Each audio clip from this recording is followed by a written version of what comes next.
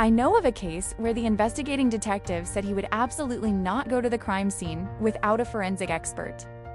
And the forensic expert, in turn, said he wouldn't dare go without a gun. The scene they were about to visit was enough to make a seasoned forensic pathologist with over 20 years of experience feel nauseous.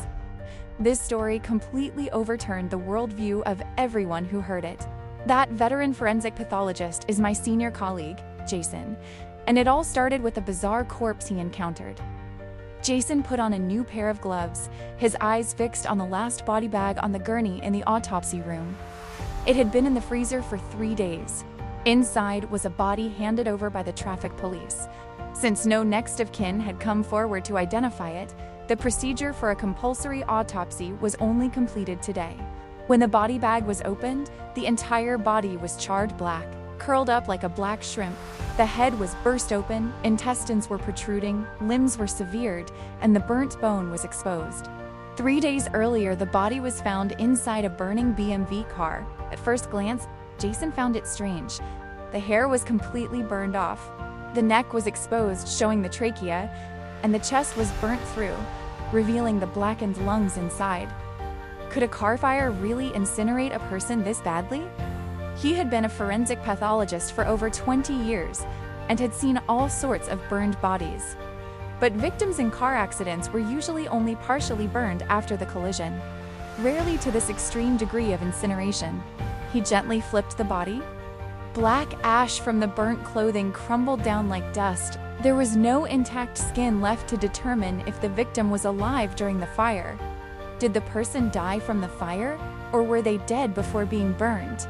That was the most critical question in cases involving burned bodies, as fire not only destroys the body, but water and firefighting foam can also wash away evidence. The body was burned beyond recognition. But a forensic pathologist's duty is to make the dead body speak, revealing its identity and the cause of death. He changed to new gloves and picked up the scalpel. As he opened the ribcage, a strange foul stench assaulted him. It wasn't the typical smell of burnt flesh, but the smell of putrefaction. A burned body that smelled of decay, despite being kept in a freezer from the start? That was illogical. Jason quickly widened the incision in the abdomen. He found the uterus, confirming the victim was female. But what shocked him more was that the internal organs, where the fire had not yet reached, were all severely decomposed. If the person had only died a few hours before being cremated, this level of decomposition would be impossible. There was only one possibility: the body had died and begun to decompose before it was incinerated. He tore off his gloves and immediately called his captain, Will. From that moment on, the case was no longer under the jurisdiction of the traffic police. A seemingly ordinary traffic accident in Jason's hands had turned into a case of murder and disposal of a body. Jason went to the impound lot where the burnt BMW was being held. It was a huge yard. Recently impounded vehicles were near the entrance, and further inside were junked cars. The furthest corner was full of mangled car wrecks, some flattened in the front, some snapped in half with steel pointing to the sky. It looked like a car graveyard. Under the scorching sun, the naked, scorched frame of the BMW lay silently in a corner. There was no tarp, no crime scene protection. Shouldn't there be a roof? Why wasn't the car pulled under cover? Jason was furious.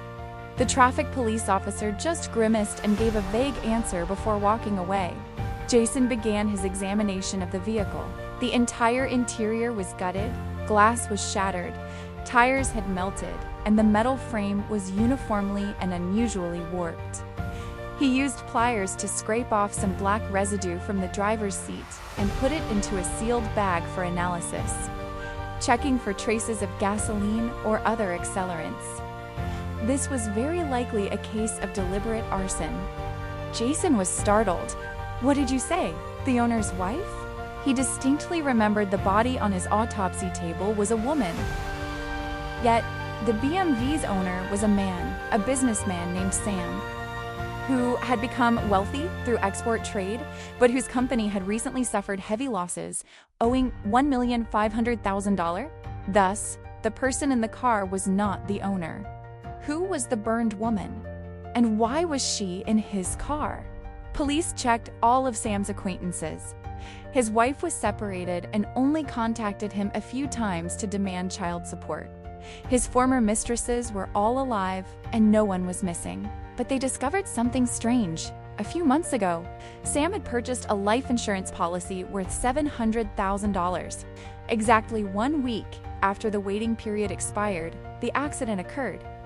If the body in the car were identified as him, his wife and children would receive the $5 million insurance payout.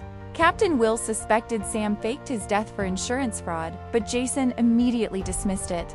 Impossible. The body in the car is a woman. If he wanted to fake his death, he'd have to find a male corpse. He wouldn't be that foolish. Furthermore, how easy is it to acquire a dead body? The analysis of the samples from the car confirmed the presence of gasoline. The car was intentionally set on fire, not an accident. All signs pointed to a case of murder and arson to dispose of a body. A short while later, the DNA identification results came in. The body was Sophia, a 23-year-old woman living in another city, who had been missing for 10 days after an argument with her boyfriend. Her family had filed a missing person report, and her DNA was stored in the system. The young woman had never been to Sam's city, so why was her body in his car, over 300 kilometers from her home? Her time of death was shorter than her missing time, proving her body had been hidden for a while before being burned. The most likely hiding place was Sam's home. Sam's detached villa had a garden. As soon as Jason stepped in, he found it odd. The doorknob was covered in thick dust. The potted flowers inside were withered, and a thick layer of dust covered the floor. Clearly, no one had lived there for at least a month, which didn't match the site of a recent murder. He was about to check other properties when Captain Will reported new information. According to traffic cameras, just before the car fire, Sam had driven to City S, hundreds of kilometers away and adjacent to the victim's hometown. That was the only point of intersection between the two. However, there was an inconsistency: Sophia's time of death. Based on the degree of decomposition, she had died and begun to putrefy exactly when Sam arrived in Cities. How could the two have met? It seemed Sam might not be the killer. Jason sat opposite Captain Will, both smoking, the room thick with smoke. As the team's most seasoned forensic pathologist, even Jason began to suspect his initial deductions might have been wrong. If one were superstitious, they might immediately think of a ghost story, a hitchhiking corpse, a vengeful spirit. But for a forensic scientist, a decomposed corpse appearing in a car and then being burned could only be described by 4 words: destruction of evidence. Still, it didn't make sense. If Sam wasn't the killer, why was the body in his car? Even if he helped someone else dispose of a body, he wouldn't be foolish enough to burn his expensive BMW. No one pays that high a price for dirty work these days. Or was it truly to fake his death for insurance? But where did this corpse come from? And why was it a female body, not a male one, to easily pass off as him? That question, Jason feared, could only be answered by the missing Sam. 2 days later, they found him in a short-term rental apartment. When the police burst in, Sam was sitting on a small plastic chair, eating a boxed meal. He didn't look miserable. The food was from a big hotel, and there was half a case of unopened canned beer under the table. When the armed police rushed in, he panicked, saying he never imagined this scene. He thought at most creditors would come for money. Pinned to the ground, he muttered indignantly, "I only burned a corpse." The statement sounded harmless, but the next sentence stunned everyone, including Jason. "I bought that body at a black market for $3,000, right by the coast of City." A black market for corpses? Those words, spoken by a disgraced businessman, astonished Jason. In 20 years of forensic work, this was the first time he had heard of the trade in human bodies. He knew that in central China, there was the custom of ghost marriages, which might involve buying a corpse. But in their region, people generally avoided dead bodies. The police followed the address Sam provided, marking the location on the map and temporarily naming it the Corpse Black Market. The criminal investigation team immediately held an emergency meeting to plan the arrest. In the meeting, Jason, the forensic pathologist, suddenly became the team's talisman. The usually brave police officers were all tense. Captain Will reluctantly pointed at Jason. "We need you to come with us for the team to feel safe going to the scene." Before this, forensic experts only dealt with the dead, not arrests. But this time, the entire team agreed. No forensic expert, no go. Jason scoffed at himself. In 20 years, this was the first time he felt like an exorcist being brought along to ward off evil. A forensic pathologist and 3 detectives. They drove an old 15-year-old van straight towards the place called the Corpse Black Market. Unlike previous arrests where they only carried guns and handcuffs, Jason carried his forensic toolkit. It was full of new gloves, and he also brought a pistol, something unprecedented for a forensic expert. In Jason's imagination, the storage facility must have been in a desolate area, like the scenes of floating corpses in the news, with bodies lined up on cold ground. But after more than 10 minutes on a bumpy gravel road, a small factory building appeared before them, tucked away behind a coastal forest. It was desolate all around, with no signs of habitation. Brick walls, a rusty metal roof. The team checked their guns and equipment. 2 people got out to scout on foot first. Jason and another detective drove slowly behind. According to their information, the place only had 1 gatekeeper. The walls were high, the iron gate was locked, and next to it was a rudimentary guard booth. From a distance, it looked like an ordinary factory, but the closer they got, the more pungent the smell of decay became. They checked their attire to avoid revealing police gear and approached together. In the guard booth, a man over 50, shirtless, sat watching a movie on his phone, a fan whirring loudly. Knock, knock. A colleague tapped on the window. "We're here to buy salted fish," Detective Will introduced. That was the code they had prepared. Salted fish meant dead bodies. "Mr. Sam. He came a few days ago and introduced us." Before leaving, the police had Sam call the market's boss, pretending he wanted to buy another item. Since they were introduced by an acquaintance, the boss wasn't suspicious, only instructing them to bring the money to pick up the goods. The guard turned his back to make a call to confirm, then opened the door, his voice grumpy. "Wait here, I'll fetch one for you. Can we come in and take a look?" Jason quickly stepped forward, slipping a pack of cigarettes into the man's hand. The old man accepted the bribe, changed into boots, and unlocked the large padlock on the factory gate. "If you're not afraid, come on in." As the team stepped inside, he locked the gate again. The air was scorching hot, and the stench of decay was overpowering. In the middle of the stained cement yard was the warehouse. Old bricks, heavy iron doors. The man unlocked and pushed the door open. The scene inside froze everyone in their tracks. Jason was used to dead bodies, but he had never seen anything like this. In the dim light, the warehouse was divided into many concrete compartments, like oversized tofu blocks. Each compartment was about 2 meters long, 3 meters wide, and 40 centimeters deep.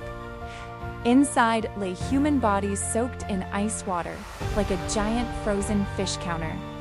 Some of the bodies were severely decomposed, flies buzzed around, and the stench was intense. In the corner of the warehouse, an industrial ice-making machine hummed incessantly. The entire place resembled a refrigerated warehouse, but the goods were human corpses, slowly rotting amidst the ice. The gatekeeper held a long metal rod, lightly stirring the bodies in a compartment. The bodies and ice clinked together, a cold, silent sound. The air was stagnant, heavy with the smell of decay and the roar of the machine.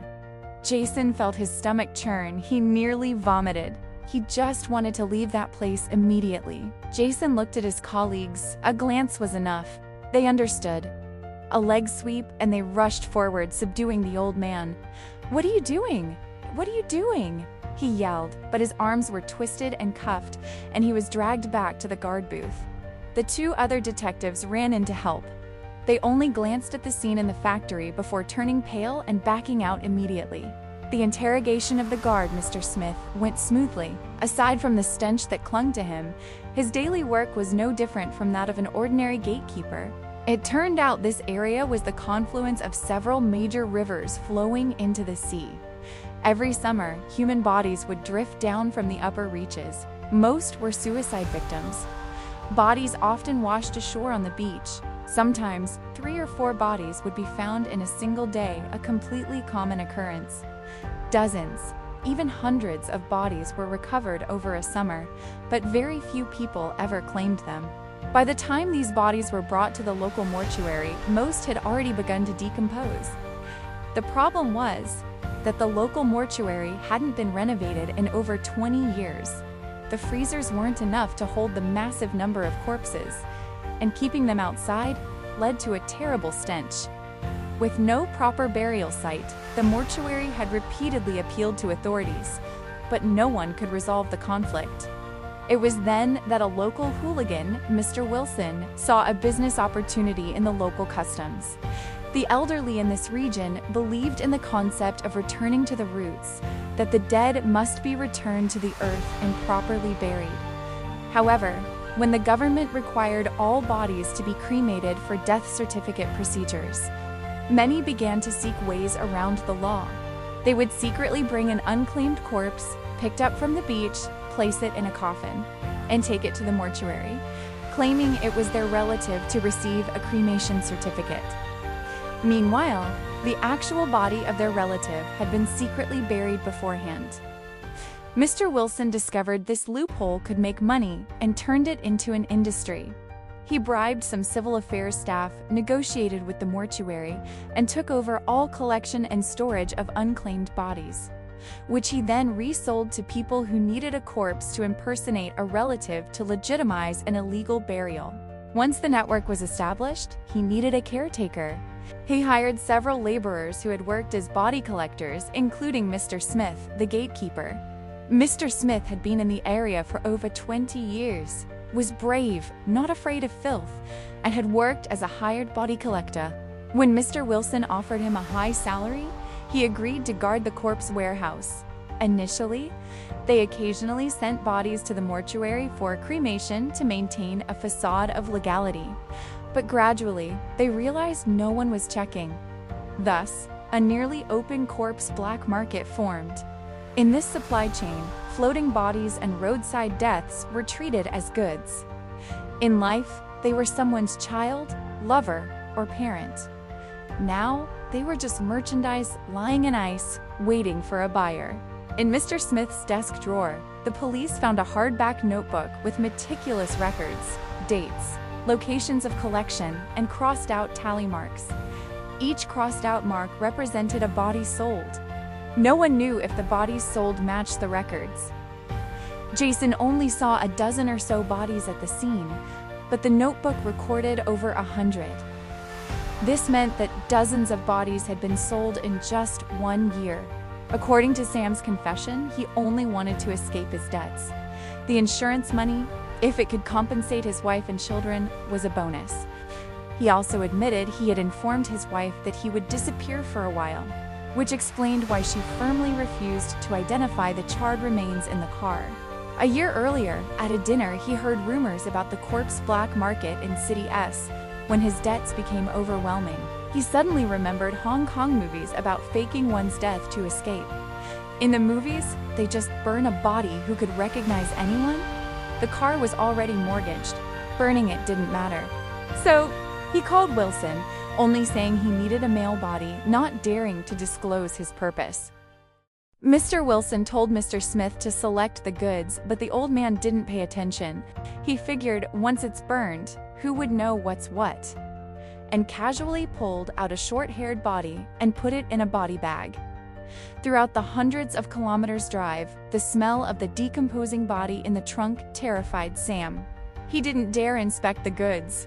He just found a deserted road, staged a fake accident, poured gasoline, lit the fire, and fled. He never even unzipped the body bag. He had no idea that inside was the body of a young woman. It was this mistake that allowed the burned girl, Sophia, to be discovered, investigated by the forensic pathologist, and finally speak her identity. Afterward, legal procedures moved swiftly. Sam was prosecuted for insurance fraud and desecration of a corpse. Mr. Wilson and Mr. Smith were arrested. The civil affairs and mortuary staff who assisted them were also severely punished. Following the breakthrough in the case, police went to the city where Sophia lived, reviewed camera footage, and confirmed she had walked alone towards the river. Her personal blog also contained a farewell message. Forensic pathology sent her internal organs for a diatom test, a crucial examination to confirm death by drowning. The results confirmed her death was due to suicide by jumping into the river. The burned corpse was finally cremated again, and her ashes were taken home for burial by her parents. When asked about her parents' reaction, Jason said they were a very composed couple. They were sad but calmly accepted the news of their daughter's death. They harbored no hatred toward Wilson or Sam. They only said one thing that chilled Jason to the bone. If it weren't for them, we probably would never have found our daughter's body. We've just inconvenienced you all too much. For them, death was a fact. Only when their daughter's body was found did they feel she was at peace and had come home. But what about the other bodies in that black market? No one remembered them. No one brought them home. Jason decided to photograph, re-examine, and take DNA samples from every remaining body in the corpse market, hoping that one day their families might come to claim them.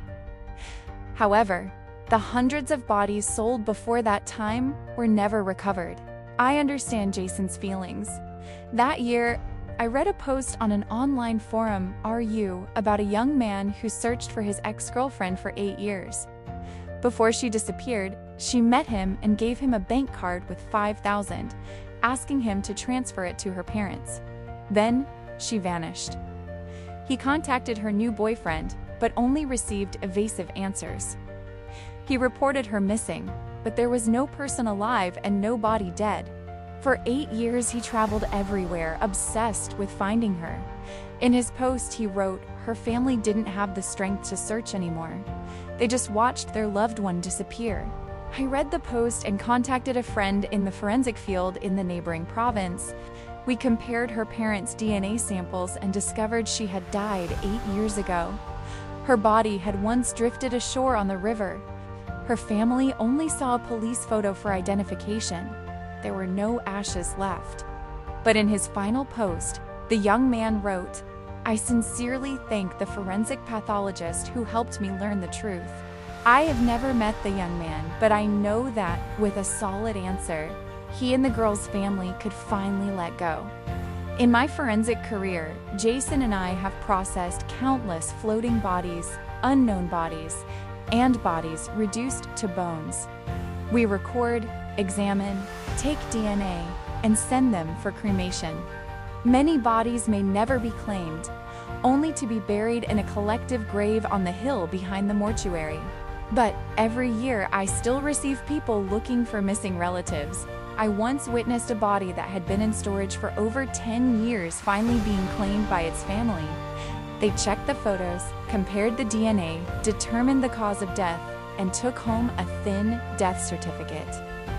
But that very certificate unchained a family, helping them move on with life. That is a heavy entrustment. I don't know how many more scenes of separation I will witness or how many more bodies will never be claimed.